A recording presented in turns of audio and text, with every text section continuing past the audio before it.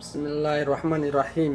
daawadayaasha qiimaha iyo qaayaha leh ee wadani TV la socda waxaan idin leenahay mar kale hambalyo doorashada dhabta ee cadaaladda ah ee lagu doortay gudoomiyaha baarlamaanka Soomaaliyeed Professor Jawaari. waxaan leenahay Allah ka dhigo kuwii dalka iyo diinta intaba anfaco biidhnillaahi kariim. waxaan markana haddana u gudbayaa maadaama aad taladayada yeesheen aan idinku hambalyeynayaa baarlamaanka cusub.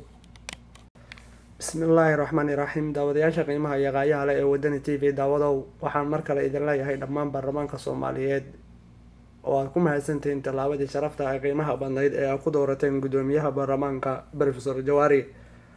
waxaan kaloo halkan hadda idinla socodsiinayaa ujeedadana guud.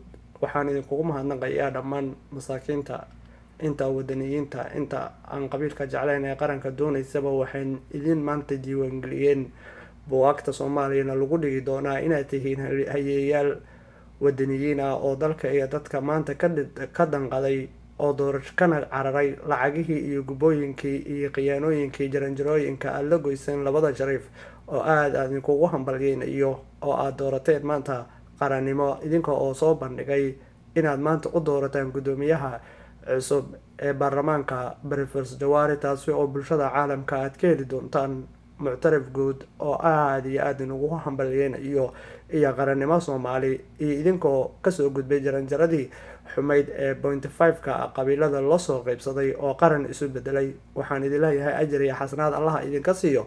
ballanteennada kalentana waxa weeye ha isku dayina afarta musuq ee hantida dadka dhacay waa shariifka madaxweynaha hadda ah iyo Cabdiweli iyo Farmaajo oo guryihiisii Mareykanka ku yaalay lacagihii mar hore BF ka dhigay ee lacagaha masaakiinta dhunsaday iyo ninka kalenta isagana ahaa masaakiinka way la hadhay shariif maskiin. waxa haray waa shariifkan hadda madaxweynaha ah Cabdiweli iyo Farmaajo. ha isku dayina inaad wajiga bulshada caalamka isku caabeysaan oo har keentaan, waayo Soomaaliya waxay u baahan tahay dhaqaale ay siiyaan bulshada caalamka oo ka haqabtira inay dalka mar kale qaran noqdo. taasina waxa weeye guusha weyn ee keenteen iftiinka Jawaari. waxa idinku xigay idinkoo haddana keeno Professor kaleeto sida Axmed Ismaaciil Samatar oo aan rajeynayo inuu madaxweynaha qaranka Soomaaliyeed aad u dooran doontaan. waxaan idin leeyahay jaranjaradayda haysta qaran guud oo Soomaalinimo ayaa noqonaynaa oo dhaba qabiil wax ma taro, qaranka ayaa ka wanaagsan.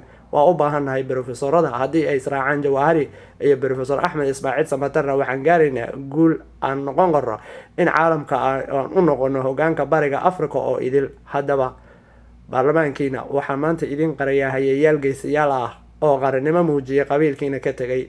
codkiina labaad ha isku dayina inaad ku beeldaraysaan ama waqtigu idinkaga dhumo afarta musuq ee hantida dadka dhacay waa Cabdiweli, waa ninka la yiraahdo Farmaajo iyo madaxweynaha hadda taagan ee Shariif.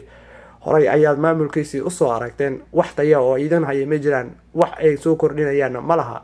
Cabdiweli wuxuu ku caanbaxay xagga qabiilada inuu aad iyo aad u daneeyo oo uu noqdo qabiilista weyn qaranimada ka doorto. Farmaajona wuxuu noqon lahaaba wuxuu isku dhunsaday in hantidii masaakiinta uu kala qayb qaato burcadyadan dhacay oo isna wax ka dhacay. waxaa kaloo isagana Shariifkan hadda jooga aan la shaqeyn waa nin laa walaa oo macnaheedu uu yahay inuu xataa wax mas'uula uusan u qalmin hayeeshee waqtiga uu siiyay. isku soo wada doob waa inuu ballan madaxweynaha rasmiga ee Soomaaliya waa inaan u dooranaa Professor Axmed Ismaaciil Samatar iyo kulanka wareegga labaad.